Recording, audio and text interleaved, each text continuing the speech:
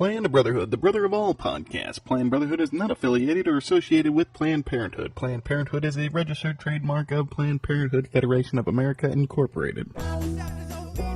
Hello, and welcome to episode 99 of Planned Brotherhood. We just wanted to give you guys a quick reminder that we will be celebrating our 100th episode, and we'll be recording it live this coming Saturday, May 29th at 6 p.m. Pacific Standard Time. If you're not on vacation and you want to join us for about an hour and a half, we have a lot planned. Keep an eye on our Facebook feed. If you're not a fan already, become one. Otherwise, we'll also be posting links to the live show from our Twitter account, twitter.com/PlannedBrohood. If you can't make it, give us a question or a comment. 206-338-7562, brotherofallpodcasts@gmail.com. All right, then, enjoy the show. A total of, let's see, there was me and Sophie, King of Yakima, Nick Orlando, Gabe, this guy Mike P, who I think listens, shout out. This other guy, Gabe, and like a friend of his. So 9 people. Out of 50. Still not bad. Out of 50-something, yeah. It's like when and it we was ask, all kind of staggering. Like, people came and left right away. I think a good analogy is it's like when we ask our thousands of listeners to give us a voicemail, and then 2 of them do it. Feel real good about those. Yeah, exactly. It doesn't bother me. So you're talking about the group that showed up for Nico's croquet game. How is croquet? I don't feel like I've ever played it seriously. The last time I held a mallet in my hands, I was 8 and trying to hit you with it. I see it being pretty fun. He promised a growler, which, are you aware of what a growler is? Is that like a slammer in Pogs? No, it's something to do with beer. It's like a jug or something, and you go to a bar and you get it filled up with beer. It's like beer on the go. Uh-huh. Like if this bar has really good beer, you can get a growler of it and take it home. What are we talking about ounces wise? Oh, man. Is that enough to feed some people? I'm going to guess 64 to 100 ounces.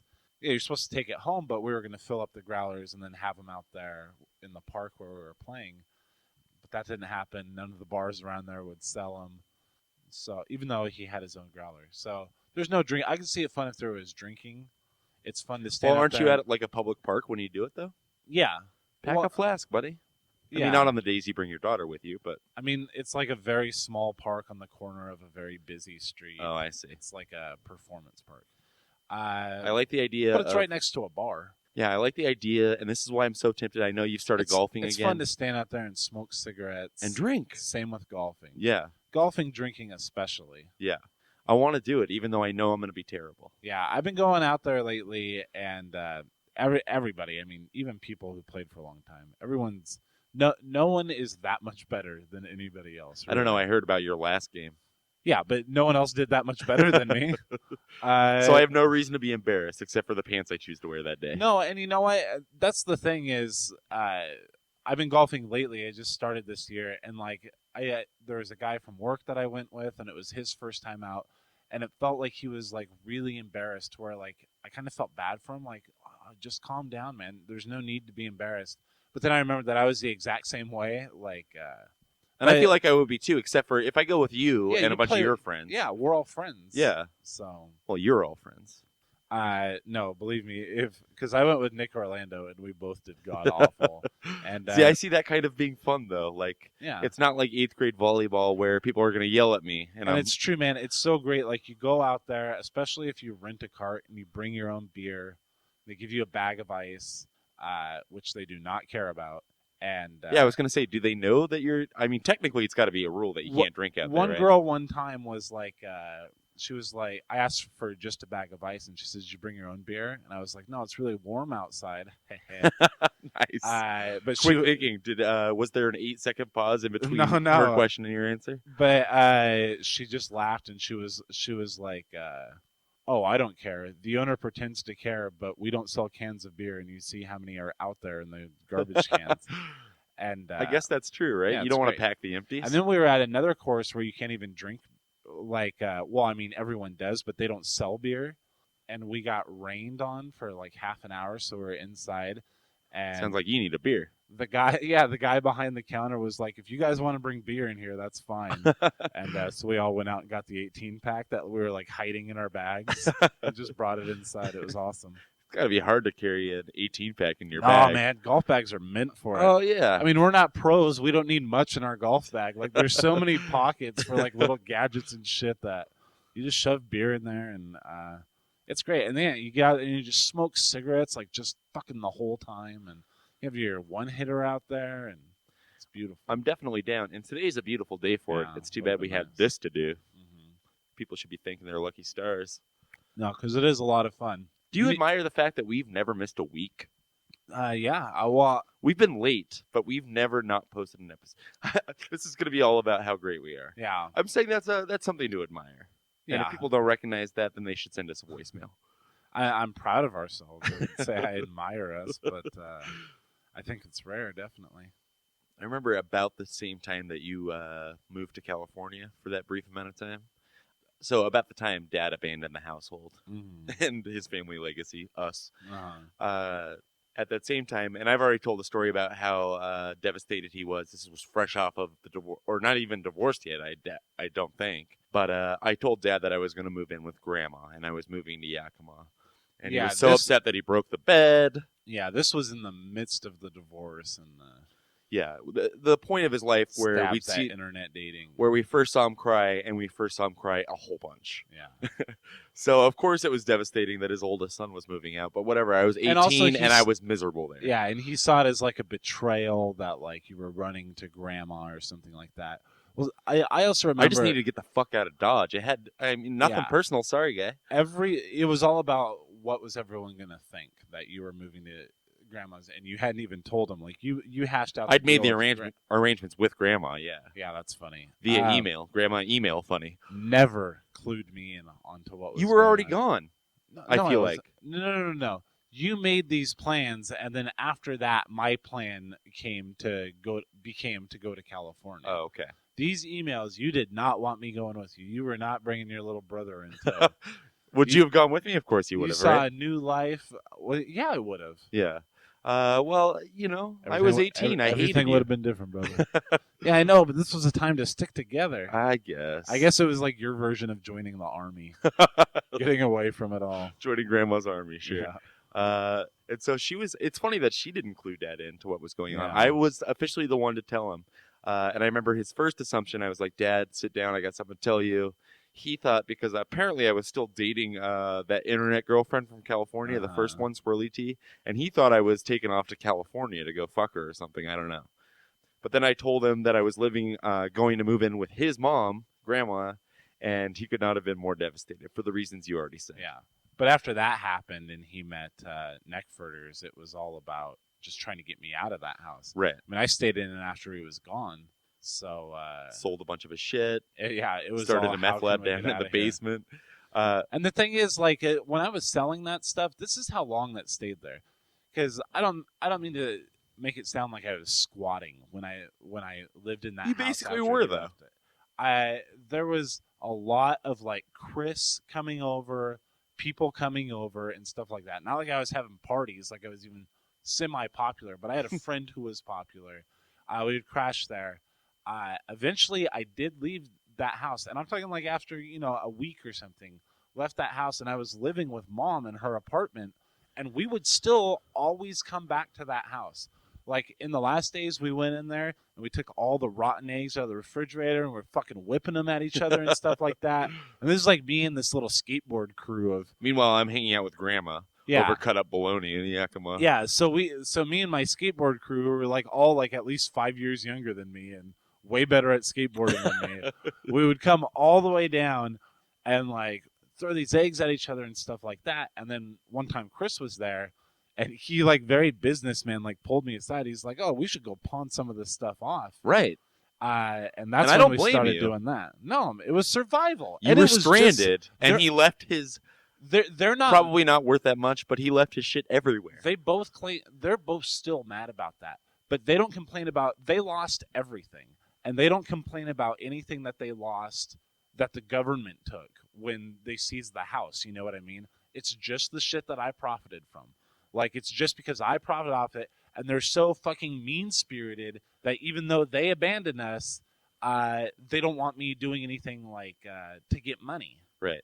And just as a reminder, of course, the only thing I took was family pictures and home videos, which they wanted nothing to do with, apparently. They both had spouses that they'd known for 10 minutes. Family didn't mean anything to them Not to mention anymore. all my movie posters and shit like that. They didn't think 1 second to take that with them. No. A little reminder of PJ.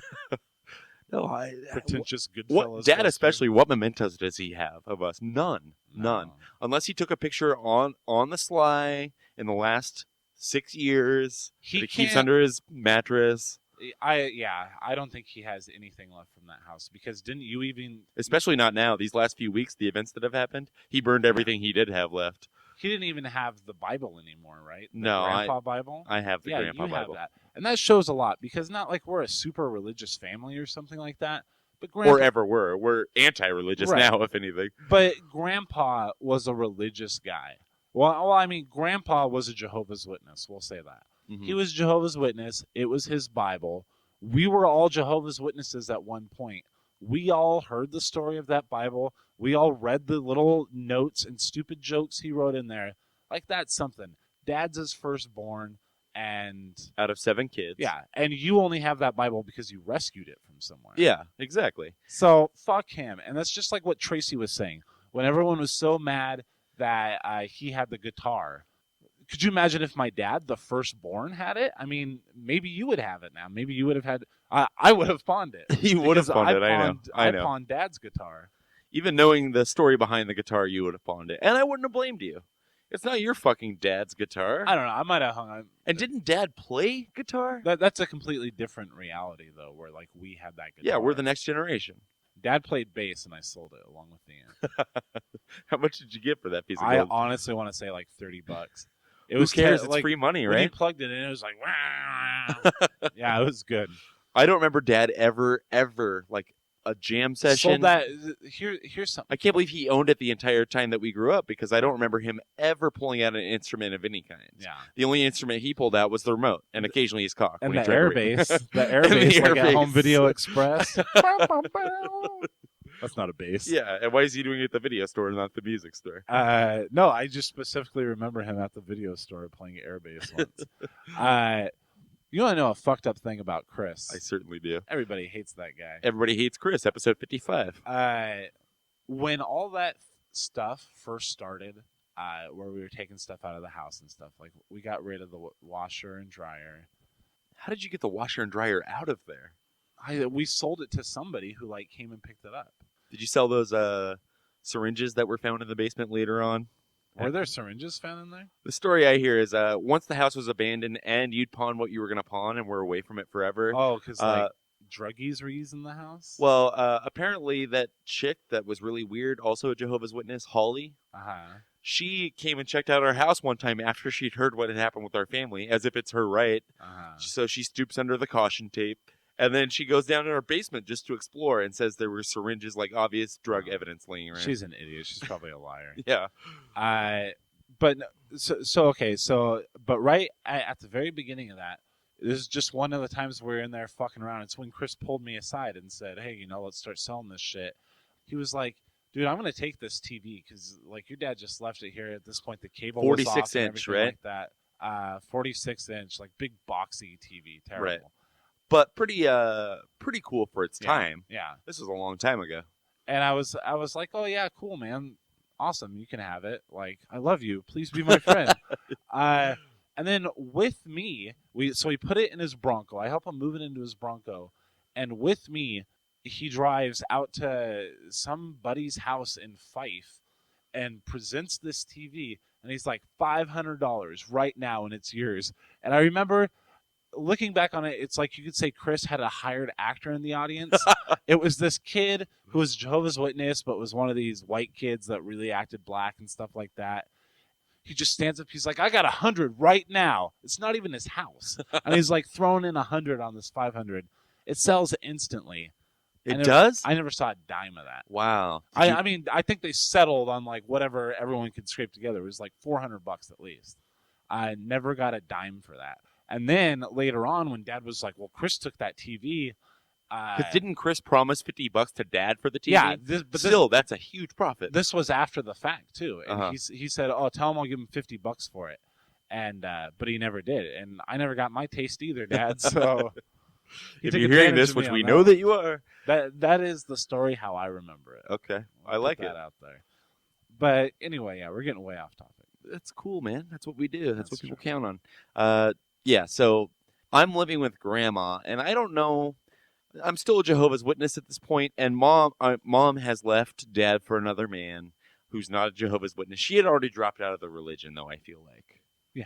Yeah. But Dad, I think it's safe to say. Dad, being an inactive Jehovah's Witness, was still going to meetings after Mom left to garner sympathy. Not still going. Starting going. again. Yeah. Started going after a long dry spell. But I feel like you and I, prior to our moving away from each other, we were still somewhat regular, right? Like you and I would go to the Kingdom Hall yeah, together. and I feel like we stopped going, or at least I was sick of going as soon as Dad started going again. That makes sense. I didn't Like think it about was that. just ridiculous. So And then Bob died. And Right. All that shit happened. all around the same time. It's so weird. That was a hugely traumatic point in our lives. Yeah. I love to talk about it. Bob was our cat. What if it was? What if we declared ourselves cat people all of a sudden? Or just pet people. It could have been anything. A turtle. It was a human being. Our pet human being. In the basement with all the syringes. So anyway, the point is, I'm still thinking as a Jehovah's Witness when I moved to Yakima, and it's handy that I'm living with Grandma because she's a devotee of the religion. She's the one to blame for this entire last 2 generations having been suckered into it and leading miserable lives. She was the start. I wouldn't say she's to blame. These people are all adults. Well, Grandpa's to blame too, but he's dead. Those of us who have turned away from it have turned away from it. The other people, it's on them. Right, but it's her fault that the fact that we I turned think Mom away and- Mom- prevents her and other people from talking to Right. us. Well, that's true. Separate issue. I was never baptized. I don't have that problem. I know. So I move in with Grandpa. So I move in with What's Grandma. that like? Tight? A lot of worms? He was cremated, asshole. The joke doesn't work that way. The joke didn't work either. Was there enough room on the inside of that urn? I don't even think they got an urn. It seems crude that we were talking about him this way, but we barely knew him. Yeah. I was 6 when he died, We have his Bible. meaning you were younger. Yeah. So I move in with Grandma, and I think my plan was I'm going to find a job and try and. Although I'm 18, like this is the first time I've ever tried. The first time I didn't wake up next to you. We were not taught how Next to to be humans at all. No. But I feel like I We did lived okay. in that house, went to homeschool. Right. Although we worked, we each had a job by then. Right. That's true. I had stolen a lot of money from a paper route. Man, I needed I that hadn't done my job You stealing should have yet. taken me with you for my spiritual health. Like, I was already a bad kid. That's true. And I recognized it. I need to get away from your influence. I love being the rebel. So, and Grandma lines me up with a job almost right away, like as soon as I get there. And not a bad job. I was making $8 an hour, I remember, when I got that job, for sitting in front of a computer, a 1998 computer. So it was a little more complicated, Looking at porno. looking at porno, getting fired for it. Find that episode, listeners. I dare you. Yeah, so things were going pretty well. And I remember all of a sudden I was hanging out with our cousins Amy and April a lot Mhm. because I was going out in field service with them, which as a reminder means I was going door to door as a Jehovah's Witness bothering you on a Saturday morning. Yeah. So through April and Amy, I came to know a guy named Randy and a guy named Ben, both of whom had helpless crushes on either or Amy or April Yeah. at that time. Well, Randy had a crush on he didn't care either way. Ben had a Randy had a on crush on I have a hard on, what do I do with it? Yeah. Ben had a crush on who? I don't know. Maybe we shouldn't say. Okay, you're right. Well, we debated whether or not to give them code names, but Yeah. this is going to be lighthearted Yeah. in the same way that the Nick K episode 33, was lighthearted until he hated us for it. Yeah. So these guys, and they've admitted to me since that the only reason that they thought it would be cool to hang out with me, one, I would crack a great joke every now and again, Yeah. which I can't imagine at 18. Crack a great voice every now and again. I knew you were going to say that, you fucker. Cut out where I stumbled on. I won't. It's the power of the editing. Power of the... That part I will, though. And so they've admitted to me later on that at least Randy, like, I initially only wanted to hang out with you so I could get close to your cousins, who I was hanging out with a lot at the time.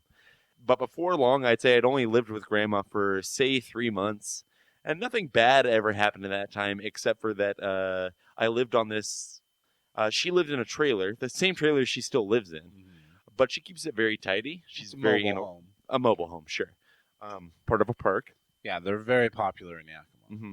But she built onto it, and there was like an extra room that the washer and dryer was in, but also a bed. And that's where I was staying in that time. The only bad thing that ever happened was it was constantly... Right. That was the earlier one. Yeah. You moved in when she was in that one that Darren later lived in. Correct. Okay. And so the only problem with that was I moved in, I feel like it was close to summertime, which is already miserable when you're living in Yakima. And I would wake up at 6 a.m. to flies surrounding my head. Yeah. And it's so hot that you don't want to sleep with the cover over your head. She lives in the country. Yeah. So that was miserable, but otherwise she was fine. Yeah. I went to meetings with her. I still believed in God. Everything's great. Yeah. Those were good times back then. But they were years later for me, but they were good times.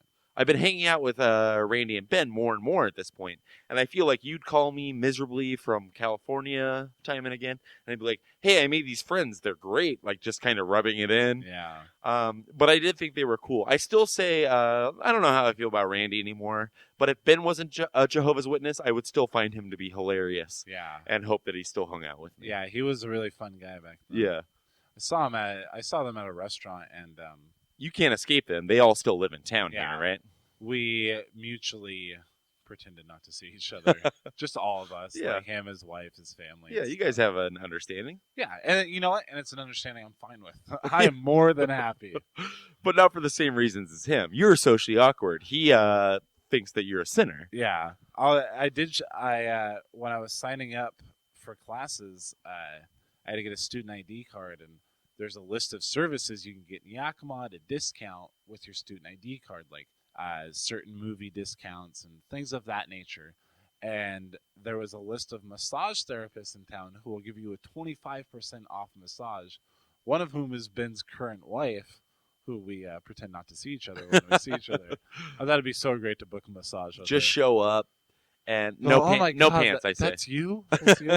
It's no pants. I had a massage. It's no pants. Wow, really? You take off your pants. So you could have seduced her. Yeah. You could have had a story there. Yeah. I wish you'd done it. Have I ever told you my massage story? I think I have. Told me or told the show? I don't know. It was super awkward, and I was getting it because of my leg problem. Is this does this end with your preferring an effeminate man? Yeah. Okay, then we have talked about it. Yeah. But back to Randy and Ben, like I came to really like those guys, and I think even before we decided, hey, we're gonna get a house together, which costs fucking nothing in Yakima. So especially when you're Jehovah's Witness, and so is the landlord. Right, which I'll get to. But before that, like I guess our first real bonding experience outside of the Kingdom Hall was we decided that the reason we were such good roommates is because we were all the same sign. We're all born within 2 weeks of each other. Okay. I was kidding about the zodiac thing because Jehovah's Witnesses obviously don't believe in that. Clearly, which is why I think you're wrong, too. I don't think you would want all of them in the same room. True. Yeah, our periods end up starting at the same time. But we decided we're going to go to Canada because we all just turned 19. And we are allowed to drink as Jehovah's Witnesses, but only in moderation. Which people are always so surprised about, like at work when Jehovah's Witnesses How could they not be? They're like, you can drink, but you can't drink on Christmas, thinking about Santa? Yeah, exactly. Like, I told this guy the other day, he was like, because he asked if I recognized this name, and he on a credit card slip, and it was our Aunt Sherry. And I was like, oh, yeah, they must be sitting over there. And he's like, Jehovah's Witnesses are allowed to drink? I go, yeah, man. The only thing we can't do is celebrate holidays. Or watch R-rated movies, or have sex before marriage. Or have facial hair. Come on. Never mind. Let's not pretend the list doesn't go on and on. Obviously, I wasn't clear enough with the Ed. I have to call that guy. There's lots of stuff we couldn't do. Don't think I had it easy, sir. Otherwise, what have we been bitching about for 98 episodes? It's the one thing we can do. Yeah. Yeah. But there is a rule. You can only drink in moderation. But there are some rules that Randy and Ben and I broke in the meantime, like R-rated movies. Give me a break. Yeah, and that's a very technical rule to drinking in moderation, because a lot of the very high ups who we've ever known were just alcoholics. True. Just drink constantly. And that's hypocritical because the Bible clearly states only in moderation. And as long as they say that, well, then why not fuck behind everybody's back and say you're not, you know? Yeah. Ugh, this That's religion. where it starts. I feel like we haven't bashed the religion enough lately, so I'm really excited about this. But that's not what this is supposed to be about. So me and Randy and Ben, you remember a guy named, we'll leave the last name, Casey? Yeah. Okay. He was a guy that hung around us all the time that Randy and Ben, and me to a lesser degree, could not fucking stand. Like, I would compare him to Gabe, only, like, more geared up, you know? Yeah, and a Jehovah's Witness, so Right. he doesn't bring pot or even that F word every now and then. Yeah, exactly. If he was swearing and passing a bong around, then, Yeah. I'm willing to put up with it a little more. But I'm thinking that's probably what Casey is doing right now. probably so. Randy and Ben, we can still confirm are Jehovah's Witnesses, though, right? Yeah. Oh, unfortunate. I'd hang out with them again. But I remember we decided that me, Randy, and Ben decided as friends that we're going to go to Canada on our 19th birthdays, and we're going to drive over there, and we're going to get drunk. Like, that's super exciting idea as a 19-year-old who's never, like, I try to sip a beer a few times and pretend that I liked it just to impress you and Dad. So we make these plans. We're going to go. It's going to be a blast. Spoiler alert, it was a blast. But I remember one time we were hanging out at Casey's house, and then I stupidly brought up the Canada trip, and I didn't know that they hated him so much, and so he instantly glommed on. He's like, when are we going? When are we going? And they pulled me aside and were like, they didn't say this, but why the fuck did you do that, you know? Yeah. And so I felt super bad, and they're like, well, we have no choice now. But then it was Randy's decision. Like, it's 2 weeks later, and Casey's approaching me at the Kingdom Hall being like, so that Canada's trip's still on, right? We're going to go. And Randy's like, yeah, we haven't figured out the details yet, but we're going to go. Meanwhile, Randy told us he would handle it. And so I guess what that means is we all took off for Canada, and Casey's not in the car. We're, thinking we're picking up, and then all of a sudden we're on the freeway. We're like, hey, what about Casey? And he's like, I just didn't pick him up. And it turns out Casey was outside, tearful, like, with his bags packed, ready to go. Oh, my God. And that's when our cousin Amy stopped being my friend for a little while because she was friends with Casey at the time. She stopped being your friend because For of a that? little while. She's like, hey, that was fucked up that you did that. Yeah. But I didn't do it. That was Randy's bad. I bet you threw Randy right under the bus. I did. It was his fault. Yeah. He didn't clue us into what was happening until we were already too far away. Yeah. Anyway, I had a blast. My first legal drink ever was a Harvey Wallbanger. Really? You're a bartender. What does that consist of? Lots of fruit, right? Yeah, and lots of kind of gross liquor, too. Really? Like what? Kahlua? I don't know. I can't think of it right now. Okay. Some bartender. I only make Olive Garden specific drinks, but I know a couple of the classics. So you throw a breadstick in there? My first one was an call it an ooh la la. I'm still going. An Alabama Slammer. And At what age? Oh, 21. No, 20. How was it your first legal drink if you were only 20? Unless you were in Canada. I had your ID. Oh, that's not legal then. They just thought it was. Nick Orlando. We went to McGuire's to drink, and I ordered an Alabama Slammer. And thank you, Mammer. McGuire's already makes their drink so strong. I still can't drink a strong drink. I can't even drink like a weak liquor drink. I just don't really like it. I don't either, really. And I'd rather gain a ton of weight in one night drinking a bunch of beer. Yeah. Anyway, that's what I had, and it was very strong.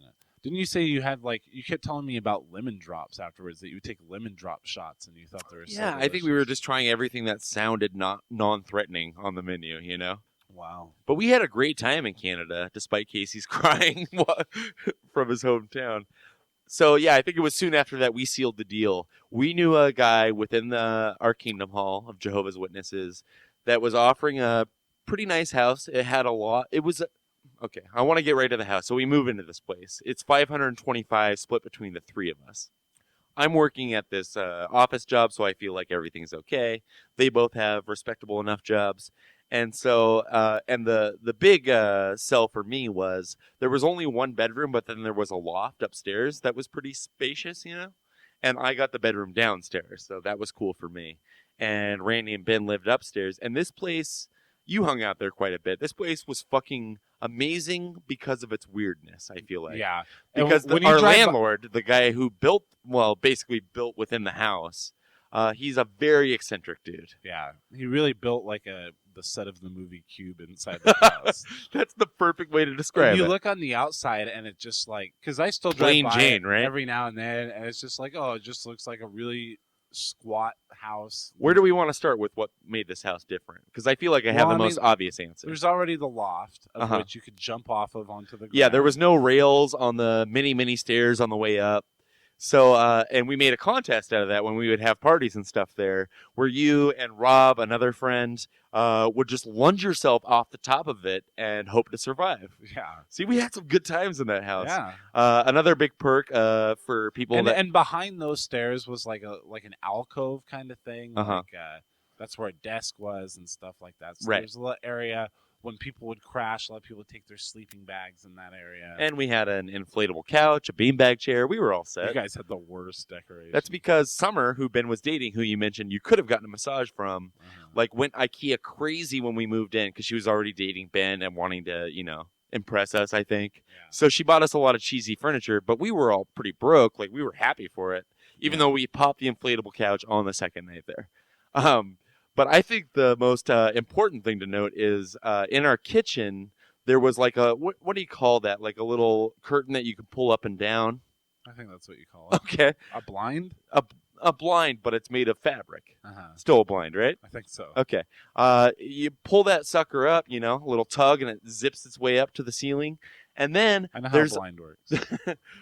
the listener might not.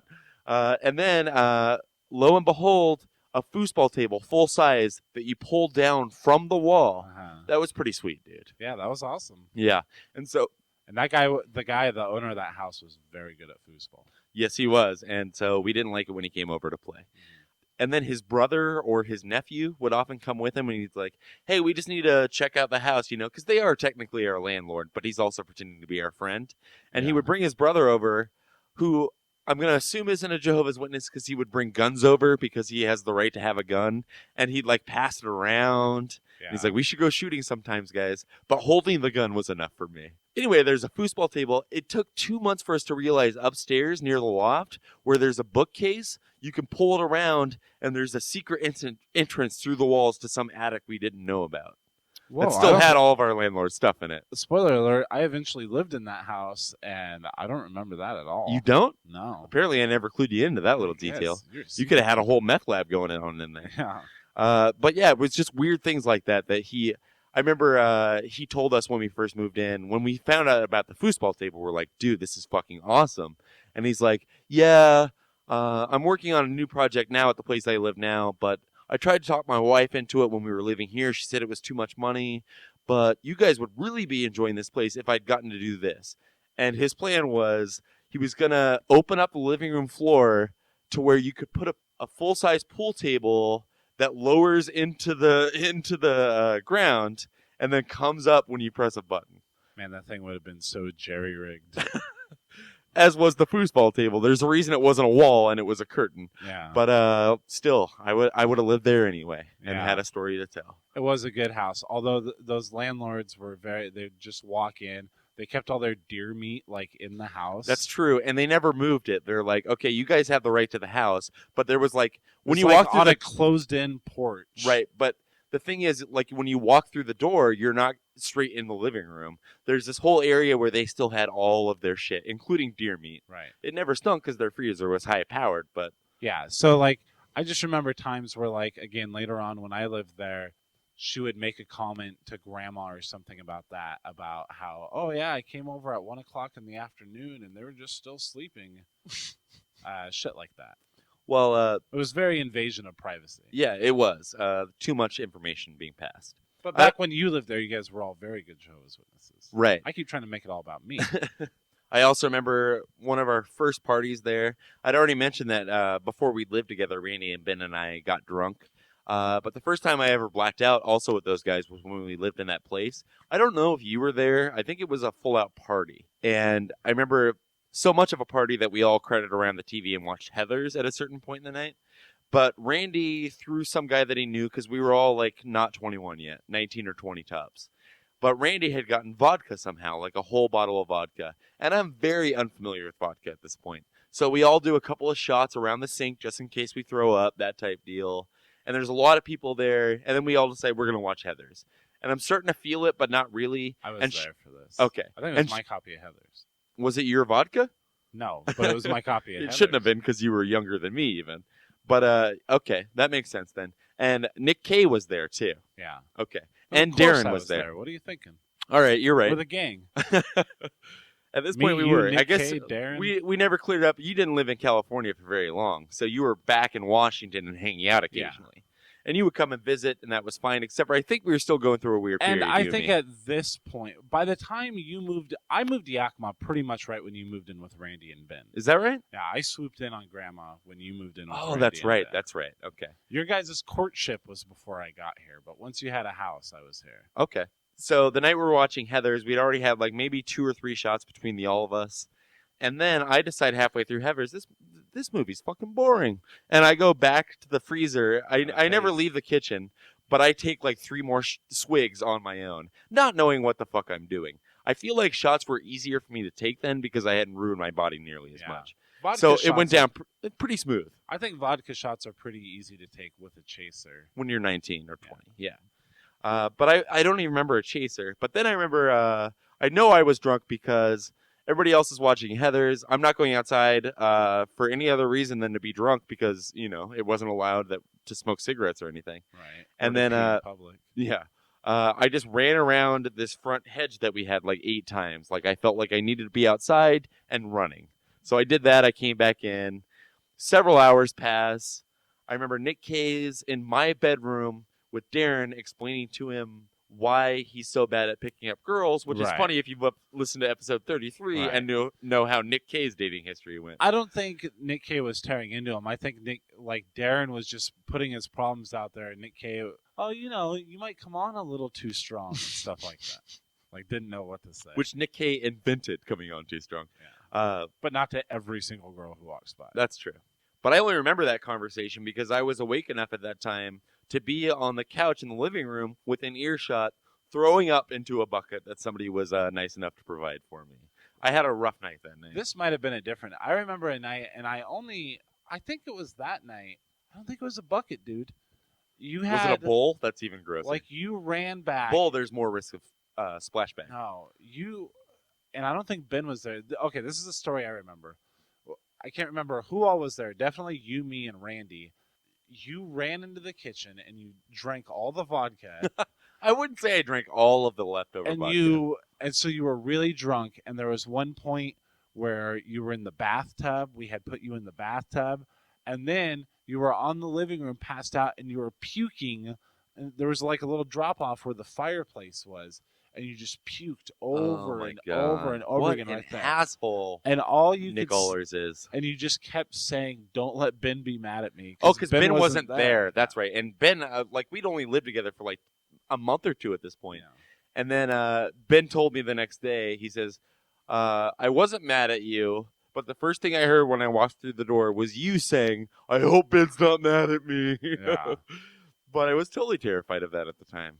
How did it end up that you lived there? I feel like Ben was the first to bail on the situation. But okay, so Ben used to be part of a duo in Yakima called Scott and Ben, and they were 2 guys that hung out all the time. Scott was the king of Yakima before the king of Yakima. He was the true and held that crown well. He was the king of Jehovah's Witness Yakima. Very charismatic, very funny. Yeah. Also a Jehovah's Witness, so we had a reason to be at a parties young with him. age, at like the age If he of wasn't a Jehovah's Witness, he would have been a superstar getting laid all the time. Yeah. He by men, as it turns out later on. Spoiler alert. But And is that confirmed that he's gay now? I don't know. I thought so. I think so, yeah. At the age of 14, he would organize the talent shows, multi-Kingdom Hall talent shows, which they still try to have.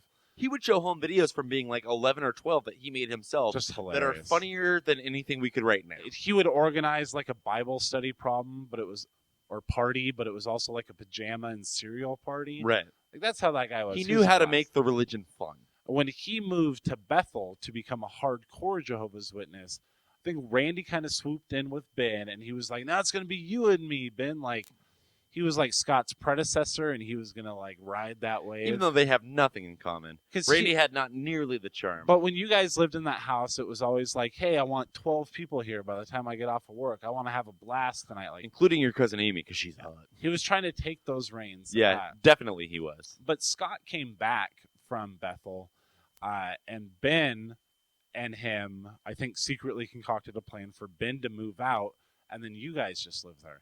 And at this point, I had slept at your guys' house I think every single night from when I moved to Yakima. So then it was like, and it was fine. Like, there was we all got along well enough. yeah, I remember I was offended. A private conversation Randy and I had where he said that he thought you were funnier than me. I was like, Yeah. "Fuck this guy! He just moved to town." Randy would glom onto people. I was glommed onto by Randy and then rejected Me by too, Randy. yeah. And that's a fucking asshole thing to do, man. But If you're my friend, you're my friend. Don't move on to somebody else. Yeah, Randy would get a clique going that all of a sudden we weren't involved with anymore, and would almost make an effort to not invite us. yeah. And I was working at Outback by this time, so it was like, oh, I'll move in. I'll actually pay rent, and I'll be one of the roommates. Uh-huh. And we did some stuff there, but that didn't last very long. I think my bad influence was starting to come out. Like, I would kind of go to friends' house after Outback. Come back smelling After like work. pot. We're all judging you. Maybe, but most likely beer, and come back. And then Randy was spending more and more time at his mom's house, like sleeping at his parents' house. So then it was pretty much you and me. And then after not seeing him for like 2 months, he's like, yeah, I'm moving out of this house. It's just you guys.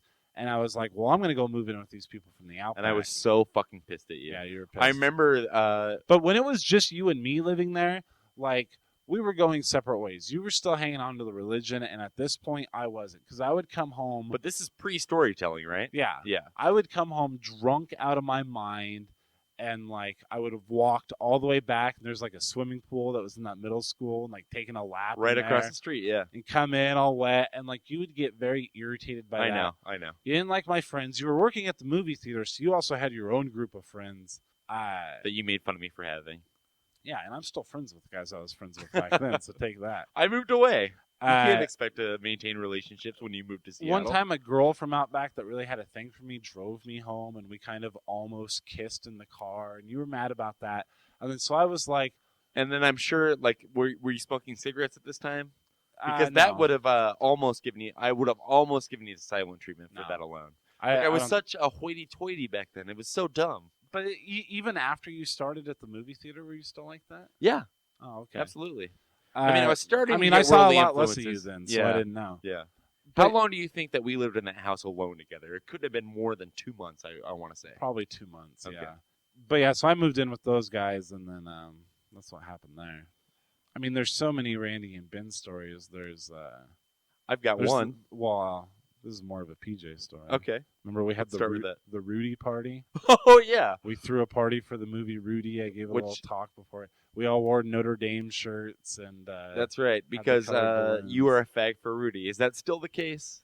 I cried. I think I texted you. I was like, just thought about a scene from Rudy and teared up. That's the truth. It's a terrible movie. There's some really touching. And I read an article somewhere, I think it was on crack.com recently, that says they did a list of like the 7 movies inspired by true stories that are total bullshit. And Rudy's one of them. Yeah, Like, that's barely based on fact. yeah. I wouldn't be surprised.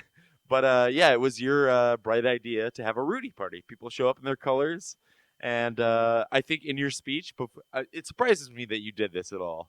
Because it doesn't seem like you'd be the type of guy to like coordinate a party, first of all, a themed party, Well, but then also have a speech at the beginning. I think I sort of lobbed up the idea to Randy, and then he commits you to do it. Yeah, and then I was being a real asshole at the time too. I was like, I don't want these Abercrombie and Fitch guys coming over who are just going to make fun of Rudy. I remember those Abercrombie and Fitch guys, and they were assholes. I don't blame you there. But whatever, they showed up wearing their Notre Dame shit, and it was a fun time. Yeah, and I think you said in your speech before we started the movie that you were going to cry and nobody was going to make fun of you. Did you actually cry that day? I don't think so. I was Yeah. probably having a heart attack in the corner. Are they enjoying it? Are there enough balloons? I remember I had a good enough time. Those parties were always a success, and I don't even understand how. Like, there was never We had great never parties a lot there. of drinking or anything like Great that. Jehovah's Witnesses parties, yeah. So there wasn't smoking pot or drinking going on. Yeah. But we still managed to have a fun time. I think because this is going to seem like it's unrelated, and you're married. Why am I asking this? Oh, it's okay. I feel think like know it's what you're been gonna ask. years, several years. I feel like it's been since I lived with Randy and Ben that I've had a crush on somebody. Yeah. I've dated since then, There was a lot obviously, of girls in that crew. in that JW circle, I know. Yeah. And I had a crush on a lot of them. And the fact that me and Randy and Ben were pretty popular within the religion, which seems weird, would get girls to come over to our house. And it's not like I ever got any play from any of them, But I Nor felt did anybody. Nicole, she had a crush on me. I was skinny back then. I never really liked her. I liked Randy's sister. Oh, she was hot, but she was really, annoying. really hot. Yeah. And she would sit on my lap sometimes. She's like, "Hey, I'm hanging out at my bro's house, and this is his roommate. We're cool." Yeah, they know what they're doing. Yeah, I know they know. I had a crush on that girl April for a while. April, what's her last name? Irrelevant. No, yeah, I remember having a thing for. There was someone else. The son of the landlord from that house. Oh yeah, I had a big crush on him. Yeah. Andrew, he had a cousin who was pretty hot, who I had a thing for, who I even talked to a few times. There was a time in Yakima where I thought, I'm going to be that guy that gets his Mac on. Dude, I was that guy in Yakima. Oh, I mean, I was and I wasn't. I feel like if I had the same confidence I did as living in Yakima at 19 years old, if I had that confidence now, not being in the religion, I would have been laid. Like, I think I had more confidence as a Jehovah's Witness because I knew I didn't have to worry about sex. It's a group of people who you see on a regular basis, right. though. So you'd have to be in that kind of setting. Like, it would have to be... Yeah, like if it was high school, if we had that kind of confidence in high school and we weren't Jehovah's Witnesses, then it was great. Even though it was kind of a quirky, not like, hey, you want to dance and stuff like that. It was like, oh, I'm going to make them laugh first. We had I feel like the first move I ever made on a girl, how I started dating storytelling, is because I had confidence. I was in Yakima. I was Jehovah's Witness. We're only allowed to date so many people anyway. So there's going to be a prom, basically, for Jehovah's Witnesses. And I'm going to ask every girl to dance. And this is before alcohol had ever touched my lips. Yeah, but you were still like that. I was part of the cool kids, man. You were that guy. It's the only time in my life that I've been in a clique that worked for me. Yeah. You're the cool kids of a clique. Like in the outside world, you guys were very lame. We're still Jehovah's Witnesses. Yeah. You're very, very lame. But within Jehovah's Witnesses, it's like the I'll take it. It's like at 18 cool years old, I'll take it. The cool kids from an episode of Leave It to Beaver is how you guys were.